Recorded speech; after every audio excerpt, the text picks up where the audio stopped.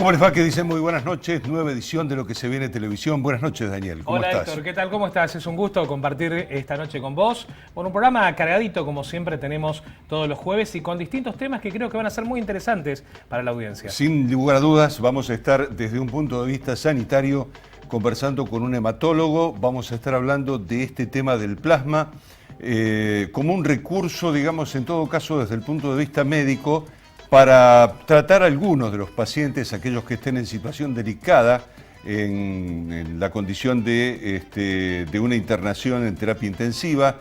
Y después también, bueno, vamos a abordar otros temas muy interesantes. Va a estar con nosotros Fabián Bastía, el diputado del Frente Progresista, ex director de la Empresa Provincial de la Energía.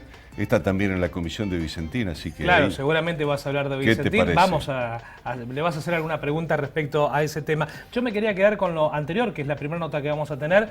Presten atención, porque vamos a hablar de plasma. Y bueno, digamos, es la palabra o la vedette en todas las noticias en estos últimos días. Y te vas a enterar lo que se está haciendo en nuestra ciudad, que es muy importante. Sí, en un efector público, como es el Hospital Iturraspe en este caso. Y además también, bueno, vamos a hablar con la exministra Claudia Balaguer. Se está anunciando el tema de la vuelta a la actividad en las escuelas, se piensa tal vez en el mes de agosto, y vamos a ver si realmente esto es posible y fundamentalmente cuál es la visión que se tiene sobre esta etapa que está transcurriendo por estos días, cuando, bueno, los chicos no asisten a clases, tienen otro tipo de asistencia y hay un conjunto de respuestas para dar. Estaremos hablando también con Adolfo Schaufhofer, que bueno, es del Centro de Excombatiente y ha sido elegido para formar parte de una comisión muy importante. Es un proyecto que ha ingresado el presidente de la Nación, que seguramente bueno, les va a interesar y mucho. Sí, sin duda. Bueno, hay una idea alrededor del tema que es muy importante, es la guerra de Malvinas o el olvido de Malvinas. ¿Cuál es el punto intermedio?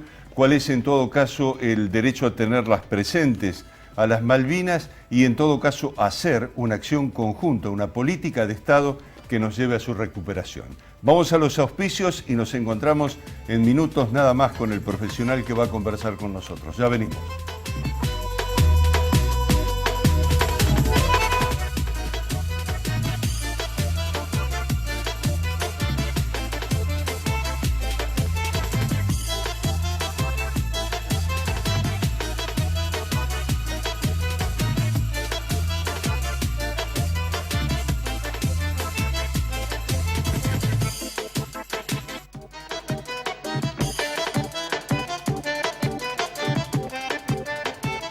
Bueno, vamos a saludarlo al doctor Nicolás Kurgansky.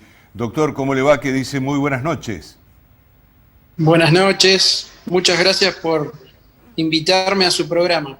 Bueno, quisiéramos conversar respecto de la experiencia que se está haciendo en el Hospital Iturraspe. Cuéntenos, por favor, a partir de qué circunstancia ustedes están colaborando desde el punto de vista médico en el tratamiento del tema del COVID. Bien, el Hospital Iturraspe fue seleccionado con otras dos instituciones de la provincia para formar parte de un ensayo clínico dirigido desde el Plan Nacional de Sangre para poder iniciar y proveer de plasma COVID a todos los pacientes de Argentina. Nosotros estamos inmersos en un programa nacional generado desde el Plan Nacional de Sangre, y junto con el Hospital Centenario de Rosario y el Hospital de Granadero Baigorria, también del área del Gran Rosario. Permitime preguntarte respecto a la extracción de sangre, que es lo que por ahí la gente se preocupa. Dice, ¿me van a sacar medio litro de sangre? O ¿cómo se genera ese plasma? ¿Cómo es el procedimiento? Porque es muy interesante. Es muy importante que la gente le pierda el miedo al banco de sangre. Es un poco un tabú de la sociedad. La sociedad asocia el banco de sangre con el hospital, y el hospital siempre tiene una imagen de que es un lugar para los enfermos. El banco de sangre en realidad es un lugar para los sanos, porque necesitamos gente que done sangre, que done plasma, y el plasma se puede extraer de una manera muy sencilla. En este caso lo hacemos a través de un procedimiento que se llama aféresis, que es un procedimiento extremadamente seguro en el cual solamente extraemos el plasma de la gente, no extraemos los glóbulos rojos, ni los glóbulos blancos, ni las plaquetas, es decir, solo extraemos el plasma, extraemos alrededor de 600 centímetros cúbicos solamente y devolvemos el resto de los componentes de la sangre al donante. Por lo tanto, la recuperación es absoluta e inmediata. La gente se puede reincorporar a sus tareas habituales sin ningún tipo de problema. Bien, Nicolás, Es una... Sí. a ver, estamos hablando en todo caso de aquellos donantes que hayan estado contagiados con el COVID y que se hayan recuperado, por lo tanto, esto les puede servir en el tratamiento específico de aquellas personas que están en terapia intensiva y que aplicándoles este plasma logran una recuperación, por lo menos en un porcentaje importante. Sí, sí, es así. El plasma nos permite la donación de un producto de 600 centímetros cúbicos, 650, le permite al donante ayudar a otras 3 personas que están en situación crítica. Fundamentalmente ese es el momento en el cual se utiliza el plasma y en el que se demostró que es más efectivo. Se utiliza habitualmente una unidad de plasma que le aporta al receptor, es decir, al enfermo con COVID en situación crítica, los anticuerpos para ayudarlo a pelear contra el virus. Y la verdad que en el mundo está demostrando ser un procedimiento, una terapéutica muy efectiva. Por lo tanto, es muy útil que todos los enfermos que han superado el COVID, que ya tenemos 28 en la provincia, nos ayuden. La verdad que han demostrado un gran interés todos, ya estamos en contacto con ellos y bueno, obviamente a medida que pase el tiempo seguramente se va a ir sumando más gente. Nicolás, 2 cosas importantes. Venías diciendo de que de cada extracción de cada paciente puede solucionar la vida a 3 personas. Uno cuando se saca sangre tiene que esperar un tiempo determinado para poder volver a sacarse sangre. En el caso del procedimiento para plasma de COVID, ¿es así o no? Sí, es una pregunta muy buena porque en realidad el procedimiento con el que extraemos plasma nos permite, al no sacar sangre entera, que el donante pueda volver a donar incluso a la semana siguiente. De hecho, el donante puede donar hasta 12 a 24 veces por año. O sea que es un gran beneficio para el sistema esta posibilidad. No es como la donación de sangre, que habitualmente uno tiene que esperar 2 a 3 meses para volver a donar. El plasma, a través de la féresis, se puede volver a donar a la semana siguiente. Y todas las veces, generalmente todas las veces que uno quiera. Obviamente, como les comentaba a otros colegas de ustedes, es muy importante que la gente sepa y tenga la seguridad de que este es un procedimiento altruista y totalmente voluntario, que todos tienen la libertad, por supuesto, de decir que sí, que no, y nosotros hacemos hincapié siempre en la seguridad no solamente del receptor, sino del donante. Estamos muy atentos a que el donante esté bien durante el procedimiento y se pueda ir perfectamente normal a su casa. Así que eso es un mensaje muy importante para nosotros y lo queremos dejar en claro, que el donante se quede tranquilo de que lo vamos a cuidar y es un procedimiento totalmente seguro. Bien, doctor, le queremos preguntar una cuestión más. ¿Qué es lo que ocurre con el tema de las compatibilidades, en todo caso del tipo de sangre? Si tienen en este caso algún tipo de importancia o no. Sabemos que una sangre tipo A, por ejemplo, no puede ir en otros pacientes que tengan otra característica. En el caso del plasma, ¿qué es lo que sucede? Sí, en el caso del plasma tratamos siempre de transfundir plasma compatible. ¿Cuál es el plasma compatible? No es igual que con respecto a la sangre, digamos, a los glóbulos rojos. Por ejemplo, si yo tengo un grupo 0, ¿sí? A mí solamente me puede donar otro paciente 0. Si yo tengo un grupo A, me puede donar un donante A o un donante 0. En el caso del plasma es un poco más liberal la posibilidad. habitualmente hacemos o tratamos de que los plasmas que usamos sean plasma isofenotipo, es decir, que sean del mismo grupo y factor que el receptor, pero no es una situación realmente obligatoria en todos los casos. Así que eso también le da mucha libertad al eventual médico que va a utilizar el producto como para utilizarlo según la necesidad. Y no está tan restringido por el grupo y factor. Bien, no sé si quedó claro, es una situación un poco difícil de explicar, pero básicamente no es el riesgo, digamos, que se corre si uno usa un plasma que no es igual al grupo y factor entre el donante y el receptor. A diferencia de la sangre entera. En la sangre entera o en los glóbulos rojos sí tienen que ser del mismo grupo y factor o de un grupo y factor compatible. Bien, doctor, una última reflexión, ¿no? Relacionada en todo caso con una tradición que es la tradición de Santa Fe. Santa Fe es en el área donante, por lo menos, y fundamentalmente de órganos, tiene una presencia prácticamente en los primeros planos de la República Argentina. Recién se mencionó el tema de la donación de sangre como otro elemento, sin lugar a dudas, importante, pero aparece allí ese desligue que usted estaba planteando respecto de cuál es el lugar donde operativamente se puede hacer la donación de sangre, que no es precisamente el hospital.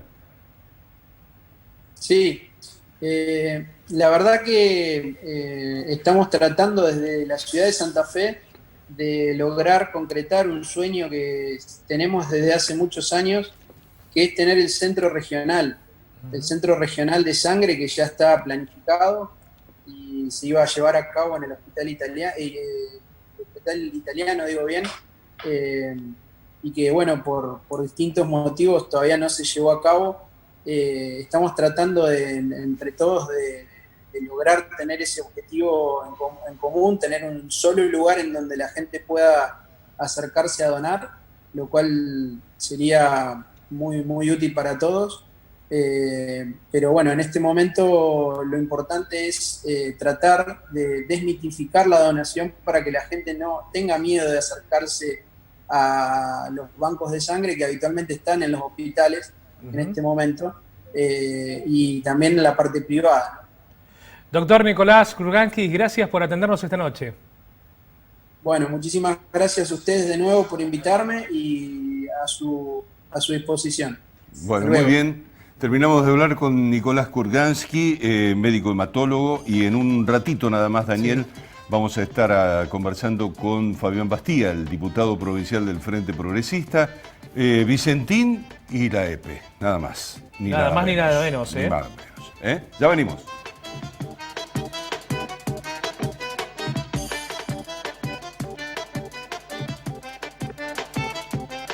En Red Mutual descubrí un mundo de beneficios. Ayudas económicas hasta 250.000 pesos. Subsidios, seguros, 50% de descuento en farmacias. Financiación total en turismo. Ahorro en comercios y mucho más. Llámanos y asociate al 0800 444 1515. Búscanos en Facebook o ingresá a nuestra web www.redmutual.com.ar. Red Mutual, la mejor red de servicios.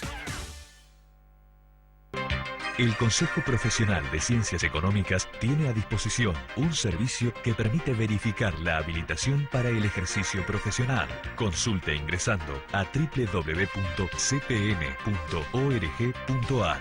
Consejo Profesional de Ciencias Económicas, en defensa del ejercicio legal de la profesión. Guastavino e Invert atiende el mercado santotomecino y zona de influencia. Avenida 7 de marzo 1563. Guastavino e Invert, líder inmobiliario en la región.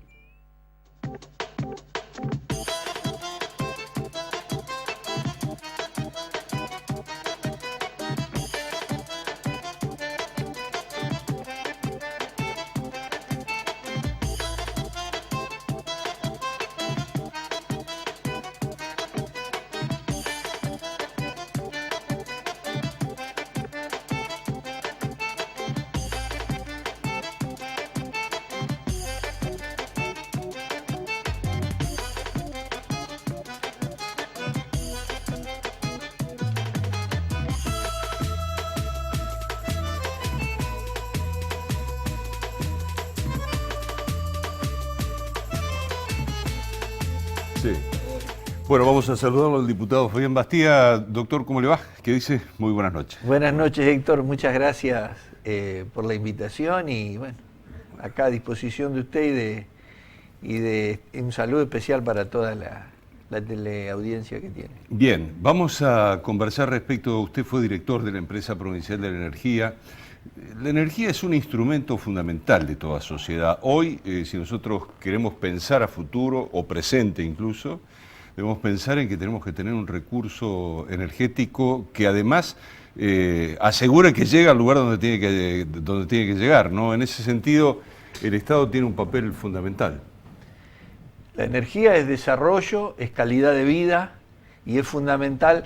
Yo siempre decía, cuando el que tiene energía quiere mejorar la calidad del servicio en forma constante, sea un ciudadano que lo utiliza para su vida diaria, o sea un industrial o un prestador de servicio, un comerciante, queremos cada día más calidad. Y el que no tiene, quiere acceder al servicio. Nosotros hemos tenido casos de ruralidad donde no había nada, y hemos tenido casos donde había y era muy malo el servicio, y pasaba que industriales te decían, yo compro máquinas, hago inversión y después no me funcionan porque la calidad que tengo es muy mala, se corta, tiene bajones. Bueno, es fundamental en el desarrollo y la presencia pública, que es la que va a llevar a los equilibrios desde las distintas regiones, de los distintos puntos de la provincia, es fundamental. Bueno, ahora, hay una discusión concreta y puntual planteada por la administración que asumió el 10 de diciembre, que dice que ustedes dejaron una empresa en una condición de déficit desde el punto de vista del funcionamiento administrativo. ¿Qué pasó con eso? Bueno, fue un relato, así lo dijimos desde el mismo momento, que era coherente con lo que se decía de la gestión provincial. Es decir, era parte de un relato provincial de cómo había quedado la gestión de Miguel Lipchi. Y lógicamente la EPE no era ajena, pensemos que es la principal empresa pública y el principal capital del Estado. Se dijeron que habíamos dejado deudas de 6.000 millones de pesos, que había deudas enormes con proveedores. Nosotros siempre dijimos lo que era, no cambiamos en nuestra comunicación.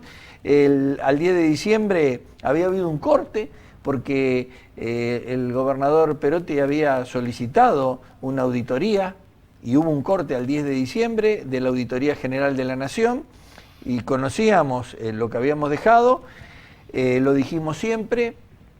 Esa auditoría se conoció, llegó a su final y demostró que en el caso de la EPE lo único que había era una deuda de 2.300 millones de pesos de una factura de energía que vencía el 12 de diciembre. Es sabido y es lógico, todos los meses vence una factura por consumo de energía que la EPE le debe pagar a Camesa, que es la comercializadora que monopoliza la comercialización de energía en el país.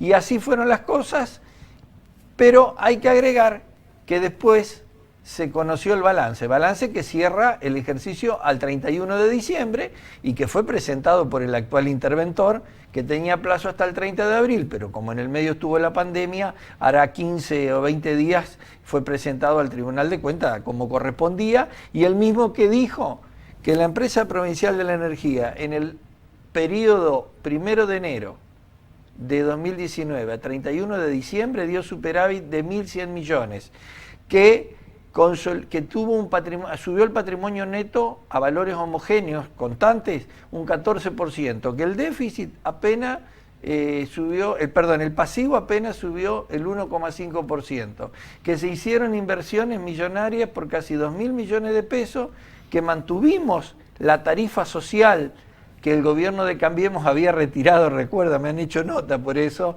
el 1 de enero del 2019, y además absorbimos 2 aumentos para grandes clientes del mes de mayo y agosto de 2019. En ese contexto dio superávit y en ese contexto nosotros entregamos la empresa. Hoy ya no es lo que decimos, es lo que dice Auditoría General de la Nación y es lo que dice el balance que presentó el interventor Causi. ¿Qué decimos? El relato se terminó, el relato murió y lo mató la realidad. Bien, Bastía, ¿qué sucede hoy con la empresa provincial de la energía? De haber sido, en todo caso, de haber estado en un ranking de cumplidores, digamos, con Camesa en todo caso. ¿Qué está pasando por estos días? La EPE, cuando nos fuimos, estaba en el cuadro de honor de cumplimiento con Camesa. Datos que puede corroborar cualquiera.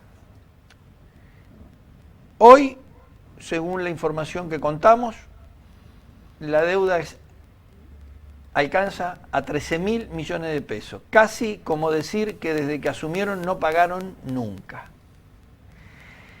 13.000 millones de pesos es muchísima plata. Al 31 de mayo eran 10.000 y pico, más la factura que no pagaron ahora en junio. Lo hemos dicho en reiteradas oportunidades, estamos muy preocupados. Y hoy leí una nota de la ex secretaria de Energía en el diario Castellanos. Y decía claramente esto era, la falta de información es muy preocupante. Hoy no podemos acceder a mucha información, lo que accedemos es vía información de Camesa.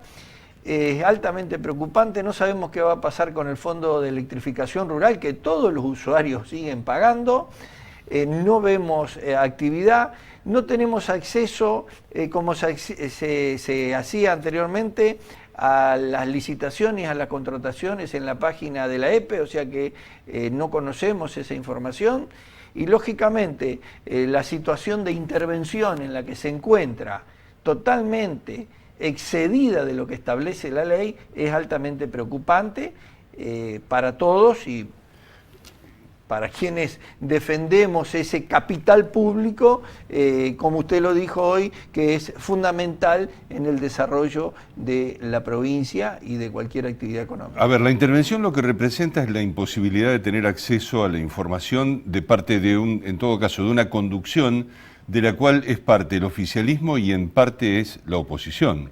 Digamos, eso, ustedes deberían tener en todo caso en la conducción de la EPE un representante de la oposición. No, no tan así, pero el directorio se compone de 5 miembros, 3 que designa el Poder Ejecutivo. A mí en su momento me tocó ser representante del Poder Ejecutivo y era vicepresidente. Estaba el presidente y otro vocal. Pero lo más importante, más aún que si fuera de la oposición, es que representa a 2 sectores muy valiosos en todo lo que es la matriz energética y la actividad energética en la provincia. Uno, los empleados. Los sindicatos ponen, proponen un representante y lógicamente el Ejecutivo lo designa. Y otro, un representante del sistema cooperativo que tiene distribución del 10% de la energía en la provincia. Pero con una salvedad. Muchísimas son cooperativas rurales donde lo único que llegaron en su momento son el sistema cooperativo. Entonces, dado por cantidad de usuarios y también por territorialidad, son 63 en total. Hay ciudades importantes como Venado Tuerto, como Armstrong, como Avellaneda, que tienen servicio de cooperativas, pero también muchísima zona rural. Bien, la última pregunta está relacionada con el siguiente tema. La empresa es una empresa distribuidora, no es una empresa generadora. Aparece, sin embargo, en el horizonte como posibilidad el tema de hacer inversiones que tengan que ver con una generación sustentable de la energía. Digo, ustedes dejaron un plan en ese sentido que está relacionado al aprovechamiento hipotético de tanto de energía solar como energía eólica. ¿Dónde quedó eso, digamos? Bueno, esa es otra de las cuestiones que preocupa. Nosotros habíamos dejado ya en proceso de licitar plantas fotovoltaicas y planta eólica. Eran 8 fotovoltaicas y 1 planta eólica. Porque en realidad es el futuro. La energía renovable es la sustentabilidad del medio ambiente, es la energía pura, como le decimos, no contaminante, y claramente vemos con cierta frustración, porque de lo que creemos nosotros, que en vez de entretenernos en un relato de situaciones, cómo dejaron la empresa o no, creo que había que rescatar lo bueno que se podría haber hecho y que existía y que habíamos hecho y que dejábamos la empresa muy sólida, con muchísima inversión y seguir mejorando lo que estaba bien y si faltaba algo, trabajar sobre lo que faltaba. Nosotros estamos convencidos que hicimos una gestión importante y que dejamos la empresa en una situación muy fuerte y comparándola con la EPEC y con ENERSA de Entre Ríos, nosotros la poníamos en un... Los datos duros la ponen en un nivel de privilegio, es la principal distribuidora del país. Pero me quedaba con algo que usted, de la anterior pregunta, que no se la contesté. ¿Cuál es el tema de tener un directorio? Y el tema de tener un directorio es que todos acceden a la información, todos claro, debaten sí, y todos logran decisiones por consenso que alcanzan al conjunto de la empresa. Un interventor es la mano del gobernador. Bien, estando en la Comisión de Presupuesto de Diputados, ¿qué está pasando con el tema Vicentín?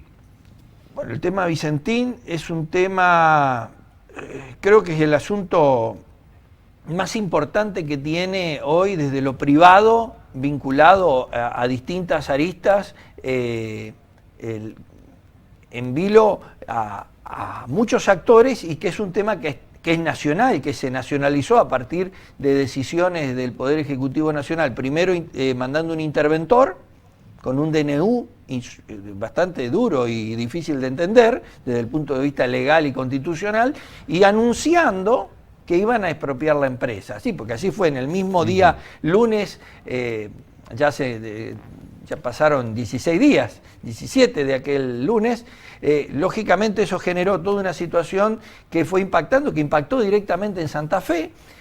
Nosotros, personalmente, porque no hay una opinión única, más allá de que el partido dio su opinión, personalmente coincide con el partido, yo estoy totalmente en contra de la expropiación, en contra de la intervención, y creo que lo que deben funcionar son las instituciones, el Estado de Derecho, hay un juez del concurso trabajando, debe llevar adelante su labor, debe hacerlo dentro del marco de la ley y, lógicamente, cuidar a los trabajadores, buscar soluciones para los trabajadores, para los acreedores que son productores, para las cooperativas que le han vendido a Vicentín y no han cobrado, y lógicamente una solución tiene que tener a Santa Fe como principal actor. Cuando digo Santa Fe, a la provincia. Seguro. Y yo no descarto la participación pública, para nada. Pero ahí debe estar enfocada una solución que debe darse a partir del juzgado que está interviniendo y de la justicia. Y le digo algo, porque acá se ha buscado atajos. Si los directivos de Vicentín cometieron algún ilícito o actuaron fuera de la ley y cometieron irregularidades, bueno, es que lo denuncien quien conociera esa situación, que los denuncie y que los investiguen. Pero separemos lo que es la empresa de los empresarios, porque en una empresa hay muchos accionistas, hay trabajadores, y también dejemos afuera a un montón de empresas de ese grupo económico que son sustentables, que andan muy bien y que no tienen ningún problema financiero. Bien. El otro tema que me parece interesante es preguntarle qué opina respecto de la posibilidad de asistir a todo el otro entramado de la provincia de Santa Fe, a todo el otro entramado, digamos, empresarial, que tiene muy distintos perfiles, pero que fundamentalmente está nucleado en lo que es la pequeña y mediana empresa, que tiene una gran variedad en el sentido del sistema productivo que tienen, en lo que producen, y que están hoy flaqueando a partir de las condiciones de la economía, por un lado, que heredada fundamentalmente, y también del hecho de que el mercado interno está en una situación débil desde la perspectiva de poder consumir.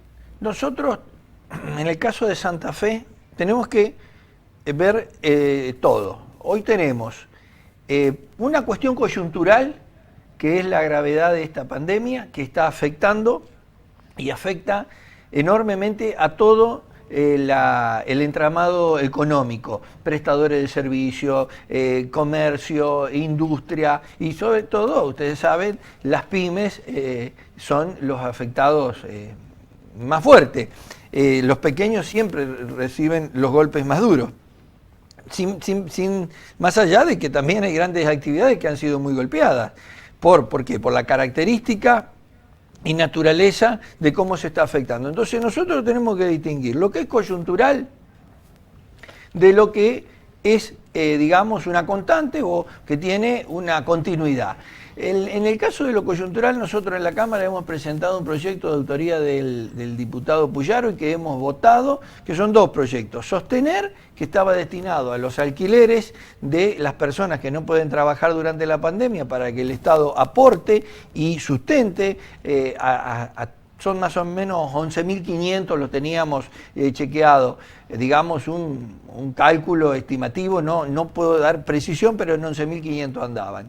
Y un segundo proyecto que era asistir, que establecía la creación de distintos fondos precisamente para llegar a las distintas actividades privadas, también para el sector público, porque los municipios y comunas están muy afectados y de dónde salían los fondos de los distintos, primero, nosotros votamos un endeudamiento muy importante. Segundo, la Nación le envió de ATN 5.100 millones en una primera oportunidad y 4.600 millones la semana pasada, que lo hemos visto que llegaron de la Nación del Fondo Fiduciario.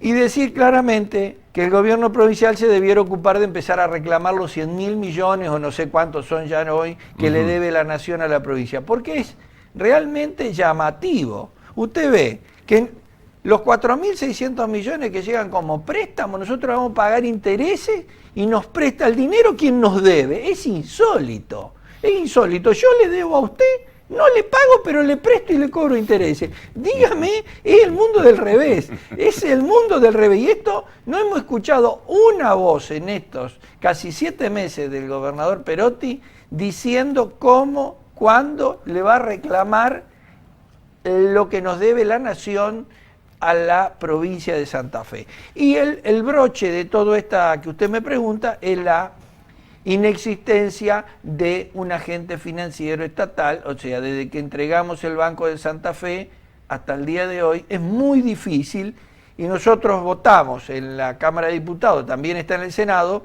la creación del Fondo Fiduciario y el Fondo de Garantías, que no va a resolver todo el problema, pero que es una herramienta fenomenal. Bien, Bastía, gracias por atendernos, por estar con nosotros, venir aquí al canal y explicar en todo caso un planteo fundamental que tiene que ver con la realidad política de la provincia de Santa Fe desde diciembre hasta el presente. Héctor, muchísimas gracias, un saludo a toda su audiencia y a disposición. A Daniel, que también compartimos una charla fuera de cámara, así que muchísimas gracias por la invitación. Bueno, muchas gracias. Vamos a hacer una pausa, en instantes nada más la continuidad del programa.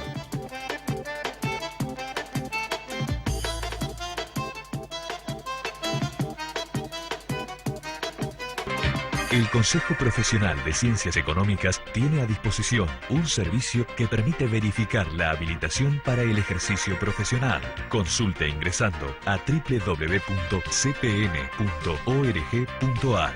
Consejo Profesional de Ciencias Económicas, en defensa del ejercicio legal de la profesión. La democracia se construye desde el diálogo y la participación. Cámara de Diputados de la provincia de Santa Fe. Somos la empresa inmobiliaria con más experiencia. Seguimos haciendo realidad sus más preciados proyectos. Guastavino e Invert, su inmobiliaria de confianza en Santa Fe y Santo Tomé. En el Mercado Norte encontrás más de 170 variedades de quesos, fiambres y delicatessen. Almacén de Quesos es un lugar único. Almacén de Quesos, puestos 20 y 21 del Mercado Norte, Urquiza y Santiago del Estero.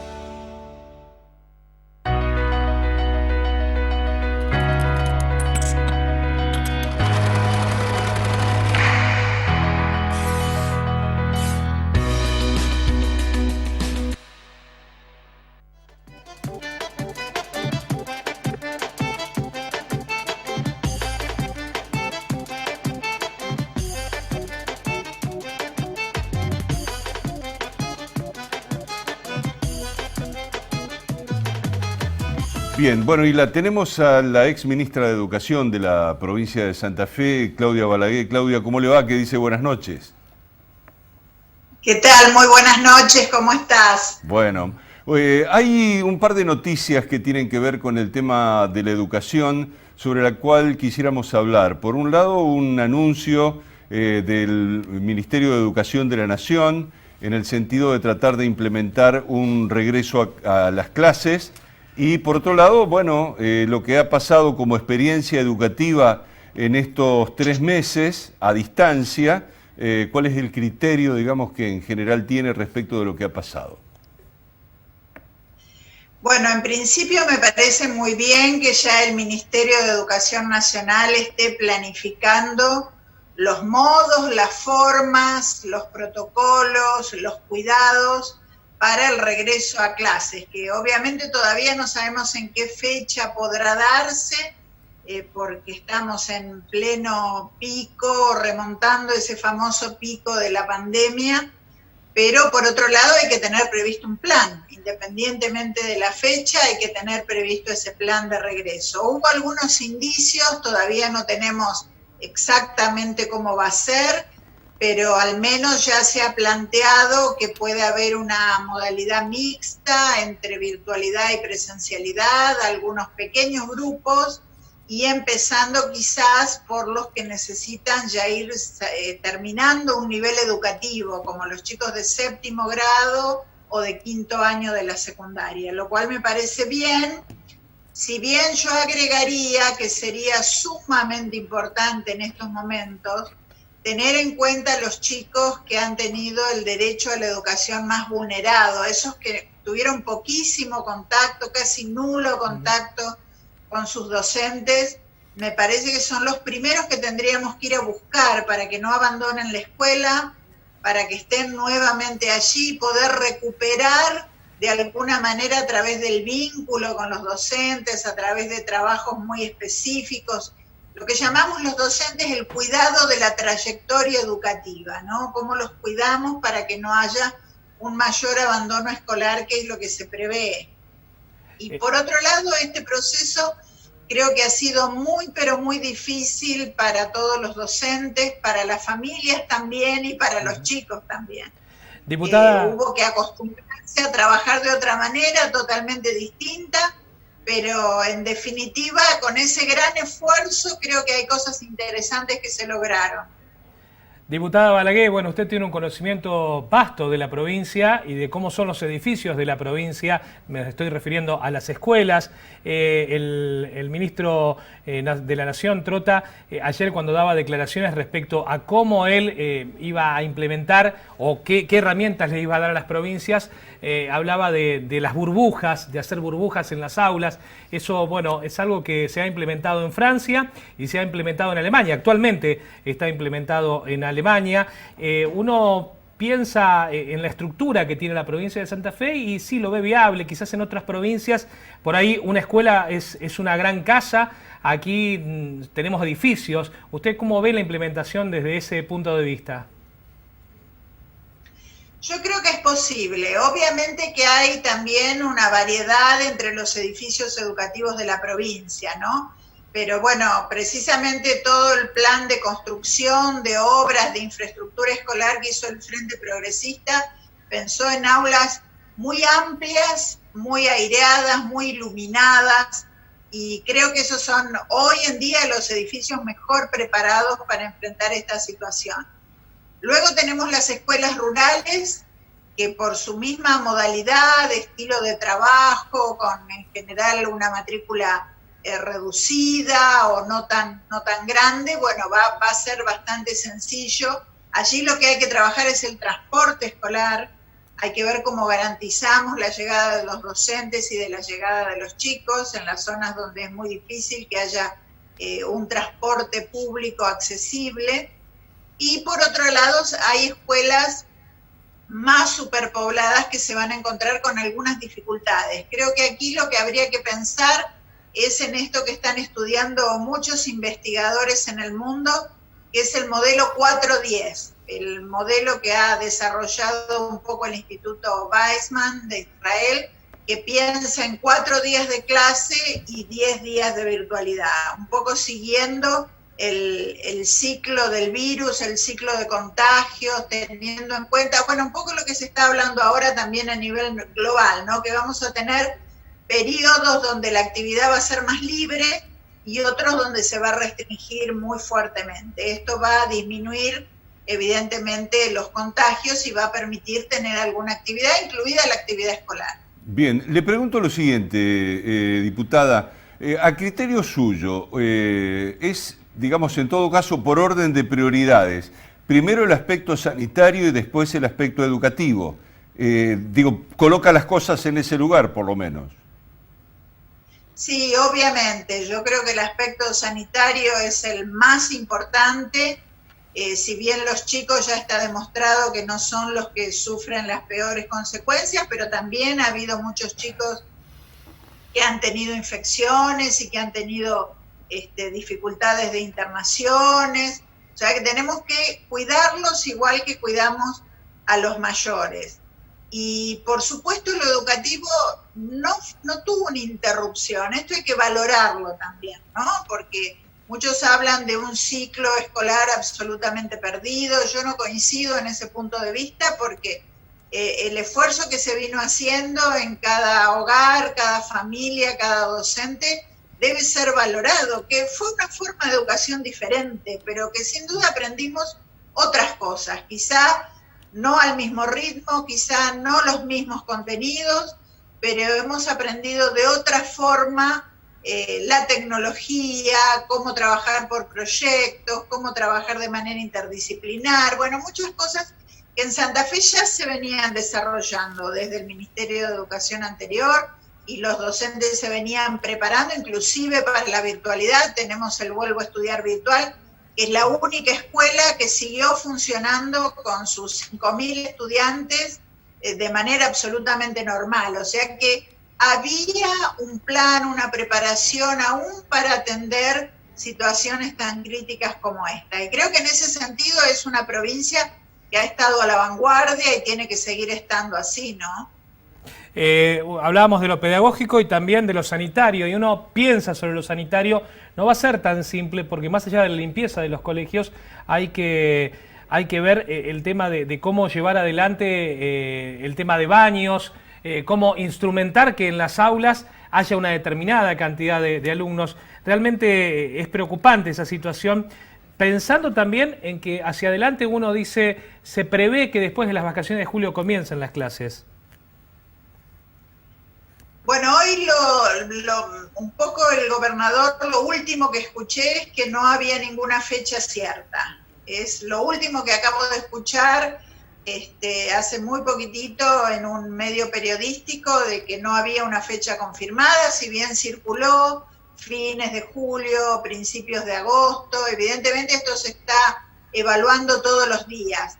Y las condiciones sanitarias, los protocolos, creo que hay que estudiarlos y hay que tenerlos preparados ya ahora, como se han preparado los bares, como se han preparado los restaurantes, como se han preparado los negocios, tantos otros lugares, para poder comenzar a funcionar. Va a haber que tener eso muy estudiado y protocolizado para las escuelas, y no dejar de considerar que obviamente los niños y las niñas son más inquietos, son de tener más contacto físico, son de difícil mantener esa distancia que por ahí resguardamos tanto los adultos, pero con una buena preparación, una buena charla en cada uno de los hogares, me parece que puede hacerse. Hay que prepararlo, lo que todavía no sabemos es la fecha exacta. Bien, me interesa preguntarle lo siguiente, más allá de la evaluación, en todo caso, que usted hace de lo que ha sido este periodo, preguntarle con respecto justamente a un aspecto fundamental de la educación, que es cómo evaluamos lo que los niños y los jóvenes han aprendido. Desde ese punto de vista, ¿cuál sería el recurso necesario para llevar adelante a los efectos de hacer no una muralla de contención en el sentido de avance de los jóvenes y de los niños, sino prácticamente una evaluación que los contenga desde la perspectiva de poder seguir adelante, que es distinto? Sí, bueno, los docentes conocemos perfectamente una forma de evaluar que es el proceso de lo aprendido, cómo cada estudiante pudo desarrollar las propuestas pedagógicas que le llegaron a través de los diversos medios en los que han llegado en todo este tiempo. No podemos pensar en una evaluación estandarizada, porque realmente las desigualdades que se vieron en cuanto a lo socioeducativo, en cuanto a lo económico, el acceso a dispositivos tecnológicos, fueron muchas. Por lo tanto, no puede haber una evaluación idéntica para todos, eso que llamamos evaluaciones estandarizadas, sino que cada docente tiene que conocer exactamente qué esfuerzo hizo ese estudiante, su familia, para llegar a alcanzar determinados objetivos, si ese esfuerzo estuvo puesto a disposición de la escuela, si realmente se trabajó, si realmente se avanzó, y en esa evaluación del proceso creo que va a estar la clave. Y por supuesto también ya se está hablando de un ciclo lectivo 2020-2021, ¿no? Integrado para que cuando volvamos se puedan algunas cosas recuperar, se puedan priorizar. No es necesario cubrir absolutamente todos los contenidos como si fuera una educación enciclopedista. Hay que priorizarlas, hay que priorizar esos contenidos y hay que profundizarlos. Muchas veces se aprende más con menos contenidos bien profundos que con una dispersión en 11, 12 materias como tiene hoy la escuela secundaria. Entonces, bueno, esas son cosas nuevas que yo creo que muchas de ellas van a quedar para la escuela que nos espera, las escuelas que van a ser construidas en el futuro y los planes de estudio inclusive que van a ser construidos en el futuro. Bien, le pregunto respecto de esto que termina de decirnos, que es muy interesante, ¿qué es lo que pasa con aquellos saltos en donde deben cambiar de institución?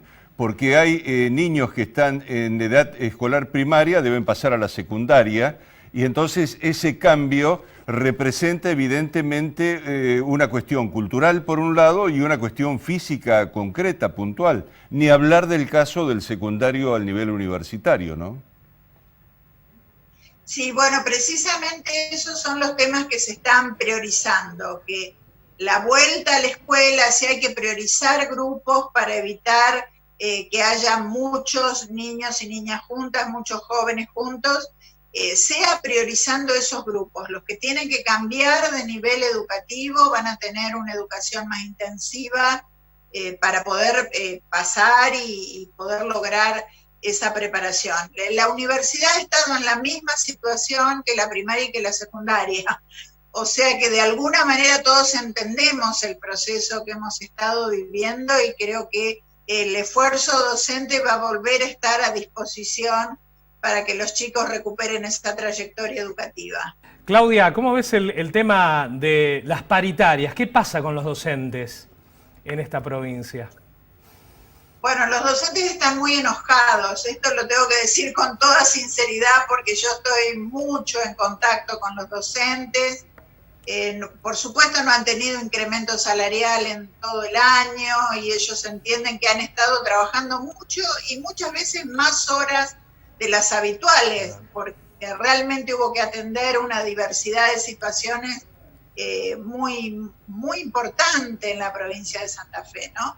Entonces, bueno, están enojados porque no hay paritarias, están enojados porque no hay incremento salarial y porque por otro lado se ve que el resultado de las reuniones, porque sí hubo reuniones de gremios con el ministerio, el resultado no arroja nada contundente, ninguna noticia alentadora, nada que de alguna manera los ayude en estos momentos, ¿no? Podían haber sido acercar dispositivos como computadoras a los docentes para ayudarlos en este periodo, podían haber sido muchas cosas vinculadas a los comités mixtos de salud, de seguridad, porque obviamente ya tenemos patologías laborales diferentes, de columna, de espalda, el trabajo también virtual trae estas nuevas cosas. Y bueno, esto es indispensable discutirlo en la paritaria, porque hay que seguir trabajando y avanzando también en el acompañamiento al docente. el acompañamiento continuo en una situación como esta, que es absolutamente excepcional. Pero bueno, un poco me vuelven a decir lo que yo escuchaba a años anteriores. Nos sentimos muy solos. En algunos casos faltan delegaciones regionales, como la Regional Cuarta, que abarca 4 departamentos del centro norte de la provincia. Esto es muy grave porque el delegado regional, la delegada regional, tiene un rol fundamental para acompañar a los supervisores, ellos a los directores a los docentes. Bueno, todo esto está faltando y podría resolverse o al menos pensarse en un marco de paritaria. Claudia, nos quedan 3 minutos nada más del programa y me interesa fundamentalmente hablar de otro tema que tiene que ver con que históricamente la escuela fue cambiando su rol social y en todo caso llegó a asistir a las familias y a los niños, por supuesto, desde un punto de vista alimentario. Entonces, me parece interesante que nos diga cuál es el escenario que usted ve a futuro desde ese punto de vista, porque también un niño malnutrido, un niño que no tenga los elementos suficientes para afrontar su salud, es imposible pensarlo como incorporando conocimiento. Sí, por supuesto, esto está muy estudiado a nivel científico, biológico, humano, desde todo punto de vista social, que la nutrición es clave en los primeros años de vida para que los chicos puedan desarrollar sus capacidades al máximo. Y lamentablemente estamos viendo que al no funcionar los comedores escolares y su reemplazo por bolsones, los bolsones se reparten esporádicamente y de ninguna manera contienen la cantidad de elementos que necesitan las familias más pobres de la provincia de Santa Fe, ¿no? Tienen algo de harinas, algo de aceites, algo de leche, pero nunca cubre lo que proporcionaba el comedor escolar. Y además me están diciendo que ni siquiera alcanzan para todas las familias en algunos barrios, en algunas localidades. O sea que ahí la verdad que nos encontramos en una situación difícil, económicamente va a ser muy difícil en los próximos meses y el apoyo es indispensable porque la nutrición infantil es clave para cualquier desarrollo. Me parece que allí hace falta una política activa muy fuerte, de mucha llegada a cada barrio de las grandes ciudades, a cada población vulnerable, con comida y nutrición, calidad nutritiva, porque allí reside la importancia de lo que luego se desarrolla en la vida de cada niño y cada niña. Allí me parece que está faltando mucho más en política activa. Diputada Balaguer, ha sido muy interesante la charla con usted esta noche. Le queremos agradecer. Muchísimas gracias por la invitación. Bueno, muy bien. Muchas gracias y buenas noches. Muy buenas noches. Bueno. Daniel, terminamos el programa. Nos queda una pequeña tandita, como para que haya unos consejos para la gente que está del otro lado. Y nos vamos a encontrar la semana que viene, ¿te parece? Así es, próximo jueves aquí en el canal para seguir charlando de distintos temas, desde Seguro. lo social, político, económico. Seguro. Bueno, la cita es entonces el próximo jueves a las 22. Muchas gracias.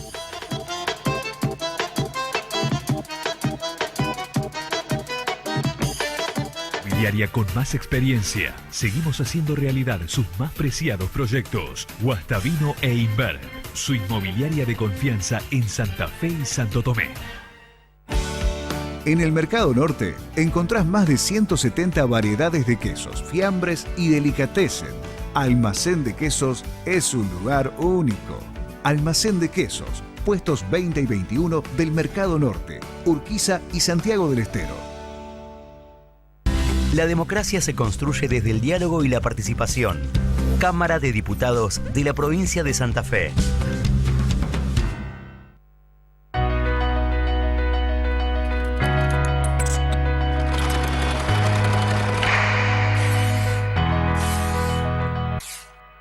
Guastavino e Invert atiende con más eficiencia el norte de la ciudad y zona de influencia. Guastavino e Invert, presencia territorial en Aristóbulo del Valle al 5700.